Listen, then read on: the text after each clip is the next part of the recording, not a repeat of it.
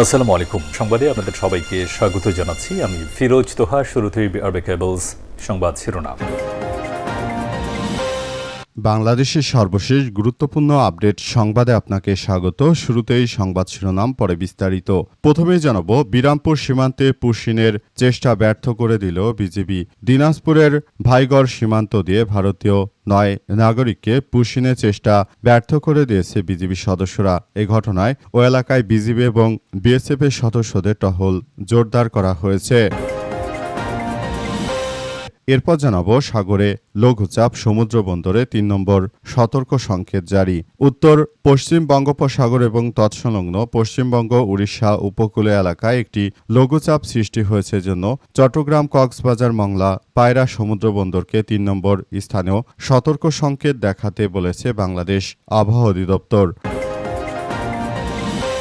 এদিকে কর্মসংস্থান না হলে 40 লাখ বেকারকে নিয়ে আন্দোলনের হুঁশিয়ারি। জাতীয় যুবশক্তির সভাপতি তারিকুল ইসলাম ক্ষমতাসীন দল বিএনপির প্রতি হুঁশিয়ারি উচ্চারণ করে জানিয়েছেন যে, তরুণদের কর্মসংস্থান সৃষ্টির প্রতিশ্রুতি দিয়ে আপনি ক্ষমতায় এসেছেন, অথচ 5 মাসে কর্মসংস্থান সৃষ্টির নামে নিজ দলের নেতাকর্মীদের হাতে তুলে দিয়েছেন চাঁদাবাজির ব্যবস্থা। আগামী 1 মাসের মধ্যে যদি 40 লক্ষ মানুষকে কর্মসংস্থান দিতে না পারেন, তাহলে 40 লক্ষ মানুষকে নিয়ে রাজপথে কঠোর আন্দোলন গড়ে তোলার হুঁশিয়ারি দিয়েছেন তিনি। এবারে জানাবো, যৌন হয়রানির বিচারের দাবিতে খুবিতে অনির্দিষ্টকালের জন্য শাটডাউন ঘোষণা। খুলনা বিশ্ববিদ্যালয় খুবই শিক্ষক ও হলের ক্যান্টিন কর্মচারীদের বিরুদ্ধে যৌন হয়রানি এবং ছাত্রীদের গোপন ভিডিও ধারণের অভিযোগের বিচারের দাবিতে অনির্দিষ্টকালের জন্য বিশ্ববিদ্যালয়ের সব একাডেমি ও প্রশাসনিক কার্যক্রম বন্ধ ঘোষণা করেছে শিক্ষার্থীরা। একই সঙ্গে তারা বিশ্ববিদ্যালয়ের সব একাডেমিক ও প্রশাসনিক ভবনে তালা ঝুলিয়ে দিয়েছে। এদিকে সেপ্টেম্বরে সংসদ অধিবেশনে নতুন রাষ্ট্রপতি নির্বাচিত হবেন বললেন আইনমন্ত্রী। জাতীয় সংসদে আগামী সেপ্টেম্বরে অনুষ্ঠিত সংসদ অধিবেশনে নতুন রাষ্ট্রপতি নির্বাচিত হবেন বলে জানিয়েছে আইন বিচার ও সংসদ বিষয়ক মন্ত্রী মোহাম্মদ আসাদুজ্জামান। এবং সর্বশেষ জানাবো, মার্কিন হামলার শিকার ভারতীয় দিশা ট্যাঙ্কারে ছিল 28 জন ভারতীয়, 2 নাবিক নিহত। হরমুজ প্রণালীর দিকে অগ্রসর একটি এলপিজি ট্যাঙ্কারে ক্ষেপণাস্ত্র হামলা চালিয়েছে যুক্তরাষ্ট্র। এতে জাহাজে থাকা 2 নাবিক নিহত হয়েছে। ট্যাঙ্কারটি ইরানি গ্যাস পরিবহন করছিল বলে জানা গেছে। ভারতের একটি বৃহৎ এলপিজি বহনকারী ট্যাঙ্ক। এটিতে মার্কিন যুক্তরাষ্ট্র আক্রমণ চালানোর ঘটনায় ট্যাঙ্কারটিতে 28 জন ভারতীয় ছিল। এর মধ্যে 2 জন নাবিক মারা গেছে, বাকি 28 জনের অবস্থাও খুবই আশঙ্কাজনক। প্রিয় দর্শক, এতক্ষণ শুনছিলেন সংবাদ শিরোনাম, এবারে বিস্তারিত। তবে তার আগে বন্ধুরা, অনুরোধ থাকবে এই সংবাদটিতে একটি লাইক দিন। এই চ্যানেলে আপনি নতুন হয়ে থাকলে আমাদের সংবাদটি দেখতে দেখতে চ্যানেলটি সাবস্ক্রাইব করে রাখুন। কমেন্ট করে বন্ধুরা আপনার মূল্যবান মতামত জানিয়ে দিন আপনি বিশ্বের কোন দেশ থেকে বা বাংলাদেশের কোন স্থান থেকে আমাদের সংবাদটি দেখছেন এবং শুনছেন। আর বন্ধুরা, সংবাদটি আপনার সোশ্যাল মিডিয়া ফেসবুকে শেয়ার করে বন্ধুদেরও দেখার সুযোগ করে দিন। গাজা যুদ্ধে আপনি যদি নিরীহ ফিলিস্তিনিদের ভালোবেসে থাকেন, বন্ধুরা, নিরীহ ফিলিস্তিনিদের ভালোবেসে থাকলে কমেন্টে ইয়েস লিখে পুরো বিশ্বকে আমাদের এই তাজা আপডেটটি দেখার সুযোগ করে দিন। এবারে বিস্তারিত।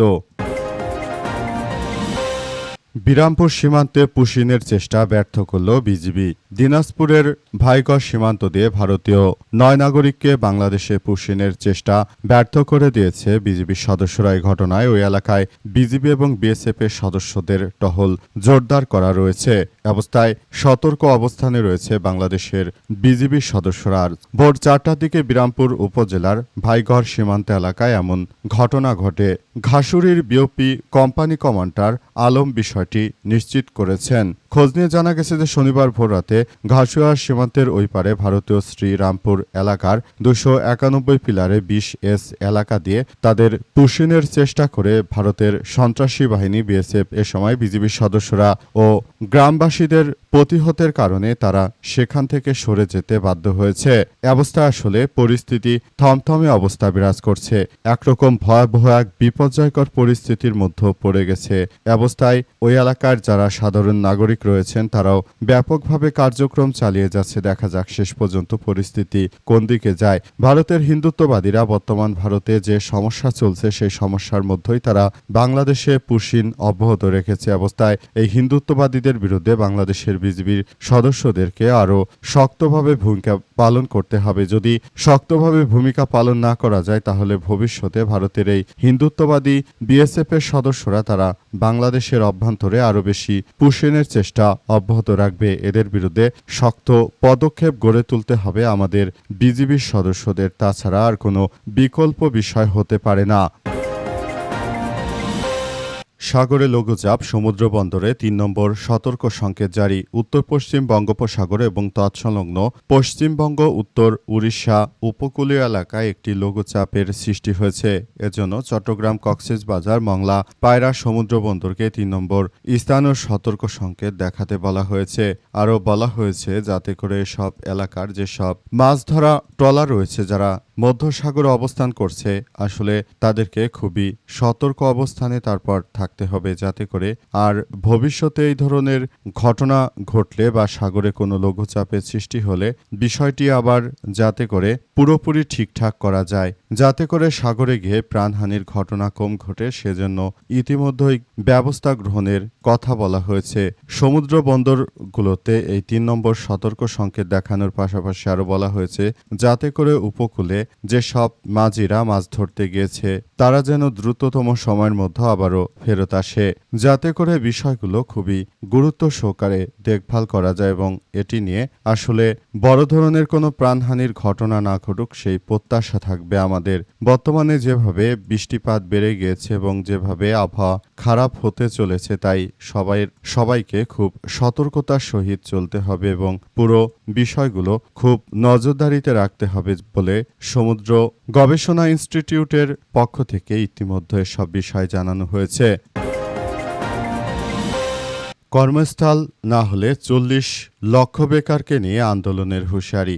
জাতীয় যুব শক্তির সভাপতি তারিকুল ইসলাম ক্ষমতাসীন দল বিএনপির প্রতি হুঁশিয়ারি উচ্চারণ করে জানিয়েছেন যে তরুণদের কর্মসংস্থান সৃষ্টির প্রতিশ্রুতি দিয়ে আপনারা ক্ষমতায় এসেছেন অথচ গত ৫ মাসে একজনেরও কর্মসংস্থান সৃষ্টি করতে পারেননি। আপনারা জানিয়েছিলেন যে ৬ মাসে আপনারা ৫০ লক্ষ মানুষের কর্মসংস্থান সৃষ্টি করবেন অথচ গত ৫ মাস হয়ে গেল এখন পর্যন্ত আপনারা একজন মানুষের কর্মসংস্থান সৃষ্টি করতে পারেননি, বরং আপনারা কর্ম দিয়েছেন সেটা হচ্ছে চাঁদাবাজি।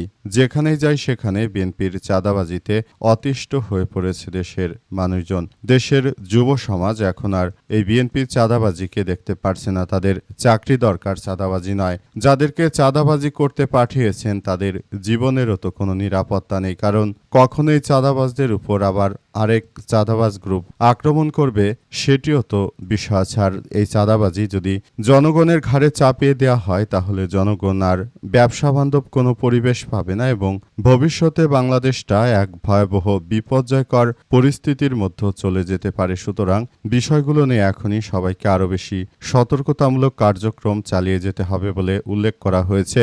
সরকারের পক্ষ থেকে আরও বলা হয়েছে যে সবাইকে আরও বেশি সতর্কতার সহিত কার্যক্রম চালিয়ে যেতে হবে। যদি বিষয়গুলোকে কোনোভাবেই যেন খারাপের দিকে না যায় সেটি এখন থেকেই দেখভাল করতে হবে এবং পুরো বিষয়গুলোকে খুবই গুরুত্ব সহকারে কার্যক্রম চালিয়ে যেতে হবে।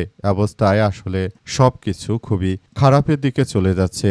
তিনি আরও হুঁশিয়ারি দিয়ে জানিয়েছেন যে এই বিএনপি বারবার ক্ষমতা আসার পরে শুধু চাঁদাবাজি, রাহাজানি, সন্ত্রাসী কার্যক্রম, এদের প্রতিনিয়ত এই সব কিছুই বিএনপির কার্যক্রম। আর এই সব কার্যক্রম থেকে দেশের মানুষ যে কবে মুক্ত পাবে সেটি মহান সৃষ্টিকর্তাই ভালো জানেন। আমরা এতটুকু বলতে চাই বিএনপির চাঁদাবাজি যদি বন্ধ না হয় তাহলে ভবিষ্যতে বিএনপির বিরুদ্ধে জাতীয় নাগরিক পার্টি এনসিপির নেতাকর্মীরা আরও তীব্র আন্দোলন গড়ে তুলবে। তারপর হাসিনার মতো পালানো ছাড়া বিএনপির আর কোনো কিছুই করার থাকবে না বলে এমন কথাই উল্লেখ করা হয়েছে।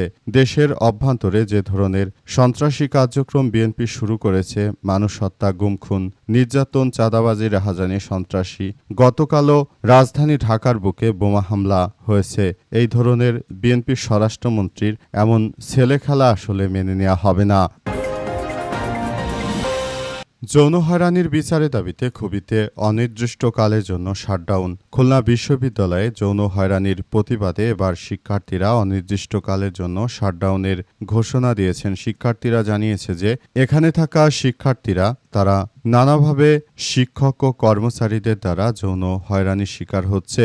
তারা মূলত বিভিন্ন জায়গায় সিসি ক্যামেরা লাগিয়ে তারপর শিক্ষার্থীদের যারা রয়েছে তাদেরকে নানাভাবে যৌন হয়রানি করে থাকে।